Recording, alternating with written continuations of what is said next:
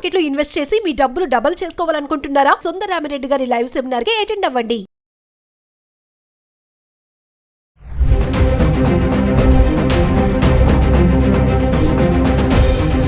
నమస్తే, welcome back to Suman TV. ప్రస్తుతం మనతో పాటు ఉన్నారు పబ్లిక్ స్పీకర్ రజనీ రమ గారు. నమస్తే మ్యామ్. నమస్తే నవీన.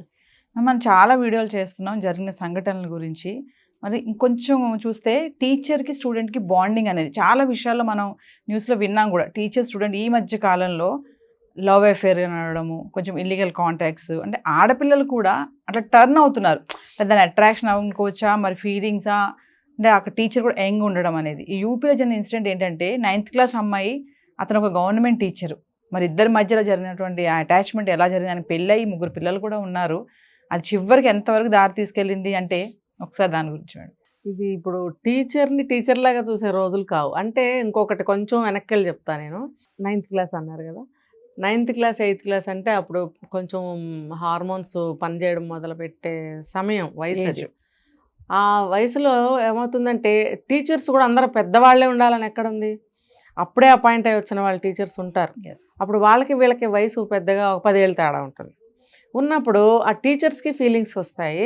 ఈ పిల్లలు ఆ సార్ లెసన్ చెప్పేటప్పుడు టీచ్ చేసే విధానంలో ఆయన హావభావాలతో పాఠాలు చెప్పినప్పుడు ఆ యాంగిల్స్లో ఈ అమ్మాయిలకి కూడా ఒక రకమైనటువంటి క్రేజు, అట్రాక్షన్ అనేది కలుగుతూ ఉంటుంది.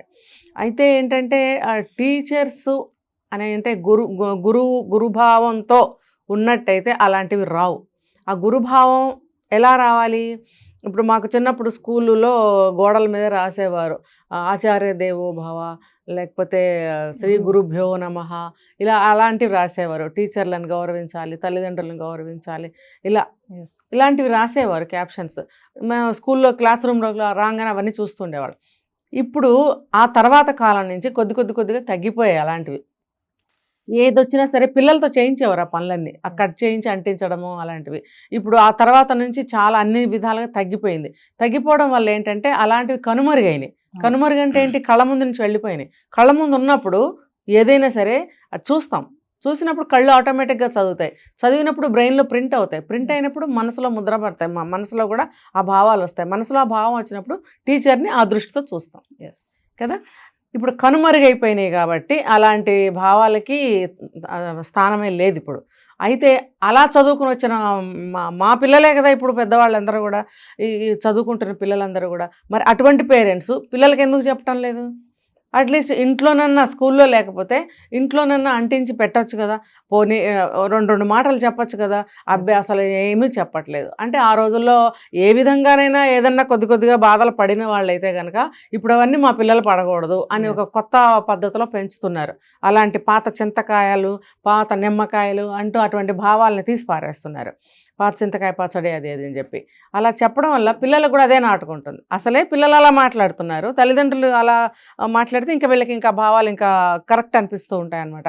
కాబట్టి ఇదంతా కూడా స్కూల్లో వాళ్ళకి టైం లేదు, సిలబస్లు కొత్తగా వచ్చాయి, పాఠ్య విధానాలు కొత్తగా వచ్చాయి. అంటే ఇంట్లో వాళ్ళు ఏం చేస్తున్నారు? ఇంట్లో వాళ్ళు ఉన్నారు కదా, వాళ్ళు నేర్పట్లేదు, ఇక్కడ లేదు అక్కడ లేదు. కాబట్టి పిల్లల్లో టీచర్స్ మీద ప్రేమ భావాలే వస్తున్నాయి.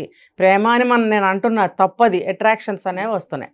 ఈ అట్రాక్షన్స్ రావడం వల్ల ఏమవుతుందంటే ఆయన గురువు దేవుడితో సమానము, ఇలాంటి భావాలన్నీ కలగటం లేదు. కలగకపోగా ఒక మేల్గా చూస్తున్నారు, వీళ్ళనేమో ఫీమేల్గా చూస్తున్నారు. దానివల్ల అట్రాక్షన్స్ ఉండటం వల్ల ఇద్దరు కలుస్తున్నారు.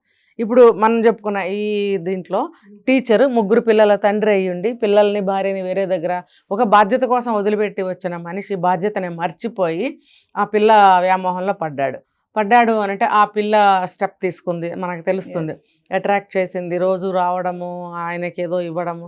ఆయన బ్యాచిలర్గా ఉంటున్నప్పుడు అసలు ఆడపిల్లల్ని పంపచ్చా? 14 ఏళ్ళు అంటే ఆ వయసు పిల్లల్ని ఎక్కడికి పంపరు, ఏ రోజుల్లోనూ పంపకూడదు.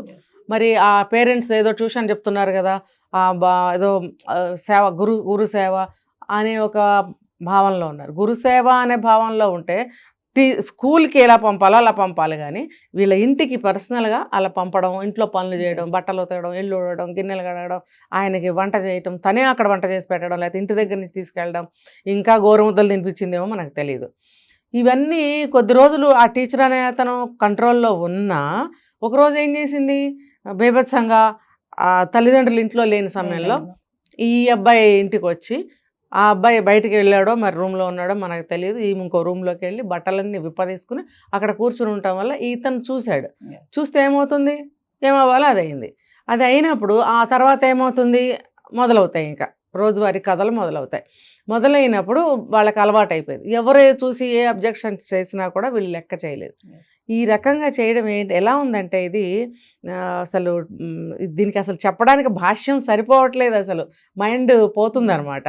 అసలు టీచర్ అనేవాడు పాఠాల దృష్టితో పాఠాలు చెప్తూ పిల్లల్ని అటువైపు మళ్ళించాలి.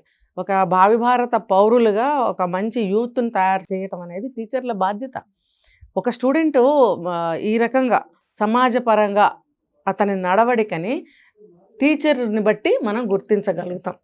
ఏమంటారంటే ఇదేనా నువ్వు చదువుకున్నదే అంటారు. విన్నారు ఎప్పుడన్నా, నీకు చదువు నేర్పిన సంస్కారం ఇదేనా అని అంటారు. కొన్ని సందర్భాల్లో మాత్రమే తల్లిదండ్రులను అంటారు. ఇలాంటి సందర్భాల్లో టీచర్స్నే అంటారు, స్కూల్నే అంటారు, విద్యా సంస్థలనే అంటారు. ఇది అతనికి తెలిసి కూడా ఎంత తప్పు చేశాడు, పిల్లలకి భార్యకి ఎంత ద్రోహం చేశాడు.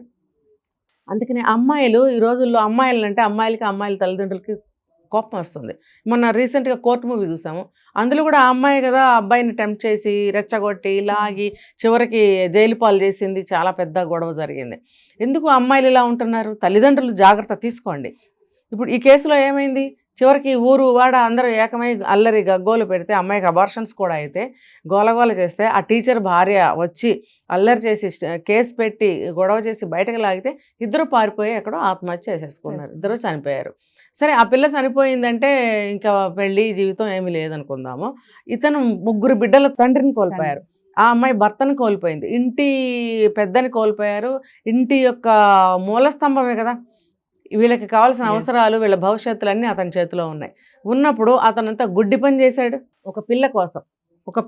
ఆ అమ్మాయికి ఎడిక్ట్ అయిపోయాడంట. సార్ కూడా 10 లక్షలు ఇస్తాను నాకు మీ అమ్మాయిని ఇచ్చేయండి అక్కడ దాకా వెళ్ళిపోయాడంటే తల్లిదండ్రులు, ఆ అమ్మాయి తల్లిదండ్రులు అదేంటనంటే నేను డబ్బులు ఇస్తానని చెప్పి 3 లక్షలు ఇచ్చాడు. తర్వాత మళ్ళీ కొంతకాలానికి మళ్ళీ వాళ్ళు బీదవాళ్ళేమో ఏదో ఆశపడి ఉంటారు, వదిలేశారు ఈ అమ్మాయిని. డబ్బులు ఇచ్చాడు కదా అని చెప్పి తర్వాత ఏం చేశారు, మళ్ళీ 10 లక్షలు మళ్ళీ ఇచ్చాడు. ఇలా డబ్బు ఇచ్చి ఆ అమ్మాయిని పెళ్లి చేసేసుకున్నాడు. చివరికి పెళ్లి చేసుకోవడం ఏంటి చెప్పండి, ఎంత వయసు తేడా ఉంది. వయసు తేడా పక్కన పెట్టండి, ఒక ఆడ మగ అంతే. ఆ బుద్ధి జ్ఞానం ఎటు గడ్డి తిన్నాయి. నువ్వు తప్పు చేసావో ఒప్పు చేసావో, ఆ పిల్ల చేసిందో నువ్వు చేసావో, జరిగింది ఏదో జరిగిపోయింది, అక్కడితో వదిలేసి నీ దారికి నువ్వు వెళ్ళాలి కదా. వెళ్ళకుండా మళ్ళీ పెళ్లి చేసుకోవడం, కాపురం పెట్టడం, అది చూసి భార్య ఏంటి సంవత్సరం అయిందంటే ఇంటికి లెటర్ రాసి కానీ ఒక ఫోన్ చేసి కానీ పలకరించి కానీ మరి వాళ్ళకి అనుమానం రాదు అసలు ఉన్నాడా ఊడాడా. వచ్చింది కనుక్కోవడానికి, మొత్తం చూసింది. ఊరుకుంటారా చెప్పండి? 3 పిల్లల తల్లి, ఆ పెద్ద కుటుంబం, ఏమైపోతారు వాళ్ళందరూ. వెంటనే కేసు పెట్టడం ఇదంతా చేసేటప్పటికి పారిపోయి చచ్చిపోయారు. ఇది బాగుందా? ఎవరికి ఏమి మిగిలింది, ఎవరు ఏం పొందారు? ఆ చిన్న పిల్లతో ప్రేమ ఏంటి చెప్పండి. అంటే ఏంటంటే బహుశా అతని దృష్టిలో పరువు పోయి ఇంకా మొహం చూపించలేక ఆ పని చేశాడా, వదిలిపెట్టి ఉండలేక అసలు నాకు అది అంత నమ్మశక్యంగా లేదు. అది ఇదంతా కూడా ఏంటంటే పరువు పోతుంది, కేసు పెట్టేసింది కదా, ఇంకా మొహం తిప్పుకోలేక మొహం చూపించలేక సమాజానికి ఆ పని చేసి ఉంటాడు. ఆ పిల్లేమో సరే ఆ అమ్మాయి ఏమన్నా మనసు పారేసుకుని అమ్మో నేను బతకలేను, ఇద్దరూ కలిసి 2 నిర్ణయాలు కలుపుకొని అలా చేశారు. ఇప్పుడు చెప్పొచ్చేది ఏంటంటే ఈ కుటుంబానికి ఆధారం పోయింది. వాళ్ళ పరిస్థితి ఏంటి? నువ్వు ఇంత దూరం వచ్చి ఇక్కడ ఉండి నువ్వు చేసిన నిర్వాహకం ఏంటి? ఎవరికి నువ్వు లాభం చేసావు? ఇన్ని లక్షలు నువ్వు కూడబెట్టావు అనుకుందాం. ఇవన్నీ నువ్వు పిల్లల కోసం భార్య కోసం అని చెప్పే కదా ఈ ఉద్యోగానికి ఇక్కడికి వచ్చావు. నువ్వు ఇక్కడికి వచ్చినప్పుడు నువ్వు ఎవరిని ఉద్ధరించావు? నువ్వు కష్టపడి సంపాదించిన డబ్బే కావచ్చు, నీ నెల ఉన్న ఆస్తుల్ని నువ్వు కరిగించి ఉండొచ్చు కాక ఏదైనా కానీ అన్ని లక్షలు ఆ పిల్ల తల్లిదండ్రులకి ఇచ్చావు. ఆ పిల్ల తల్లిదండ్రులకి అసలు సిగ్గుందా అండి? డబ్బులు ఇచ్చి పిల్లని పంపిస్తారా? పెళ్లి కాని పిల్లని తర్వాత కదా పెళ్లి చేసుకున్నారు, మళ్ళీ 10 లక్షలు ఇచ్చినప్పుడు ఈ తల్లిదండ్రులు బుద్ధులు ఎలా గడిదింటున్నాయండి? అంటే అటు గవర్నమెంట్ జాబ్ కదా మేడం. గవర్నమెంట్ జాబ్ అయితే మాత్రం అదేం తప్పు కాదు. చట్టరీత్యా తనకు ఒక భార్య ఉంది, పిల్లలు ఉన్నారు, పెద్ద సంసారం ఉంది, తల్లిదండ్రులు ఇంతమంది, ఒక పటిష్టమైన కుటుంబం. అతను ఒక టీచర్ అంటే ఎంత పవిత్రమైన వృత్తిలో ఉన్నాడు, పెద్ద మనిషి. వీళ్ళ భయభక్తులు ఉన్నాయా? అసలు సిగ్గుందా, బుద్ధి ఉందా? డబ్బు ఇస్తే టెంపరీగా ఆ డబ్బు తీసుకుని బాగుపడిపోదామనే. ఆ పిల్ల జీవితం రేపొద్దున ఏమవుతుంది? పెళ్లి చేసుకుంటే మాత్రం చట్టం ఒప్పుకుంటుందా? వాళ్ళ కుటుంబ సభ్యులు ఒప్పుకుంటారా? ఇవన్నీ ఆలోచించరా? వాళ్లే కాదండి, ఇలాంటి గడిదినే తల్లిదండ్రులు చాలామంది ఉన్నారు. వాళ్ళకి ఎలా కళ్ళు తెరుచుకుంటాయి, ఎలా బుద్ధి వస్తుంది చెప్పండి. ఇలాంటి సంఘటనలు ఎన్ని జరిగినా సరే అవేమి తెలియనట్టుగా మళ్ళీ ఇంకొక కొత్త సంఘటన తయారవుతుంది. ఎందుకు ఇప్పుడు ప్రతి ఒక్కళ్ళు కూడా దేశంలో ఏ మూల ఏం జరుగుతుందో తెలుసుకోవాల్సిన అవసరం ఎంతైనా ఉంది. తెలుసుకోండి తల్లిదండ్రులారా, మన పిల్లలు ఎటుపోతున్నారు, అసలు మన జ్ఞానం, మన తెలివితేటలని మనం ఎలా ఉపయోగిస్తున్నాం, మంచిగా ఉపయోగిద్దామని తల్లిదండ్రులు కూడా ఆలోచించండి. తల్లిదండ్రులు సక్రమంగా ఉంటే ఆ పిల్ల ఆ దారిలోకి వెళ్ళేది కాదు, వెళ్ళినా వెనక్కి వచ్చేది. తల్లిదండ్రులే ఇక్కడ సరిగ్గా లేరు. అతను సరే రాంగ్ రూట్లోనే ఉన్నాడు, ఈ తల్లిదండ్రులు ఏమయ్యారు? కాబట్టి నేను చెప్పేది ఏంటంటే, పిల్లలు ఏ తప్పు చేసినా దాని వెనకాల తల్లిదండ్రులే కారణం అవుతారు, ముఖ్యంగా ఇలా చిన్నపిల్లల వెనకాల. ఇది తెలుసుకుని తల్లిదండ్రులు జాగ్రత్తగా పిల్లల్ని ఒక దారిలో పెట్టుకోండి, మీ ఇంట్లో పెట్టుకోండి, జాగ్రత్త చూసుకోండి, నిఘా వేసి ఉంచండి, మంచిగా పెంచుకోమని నేను చెప్తున్నాను. Thank you.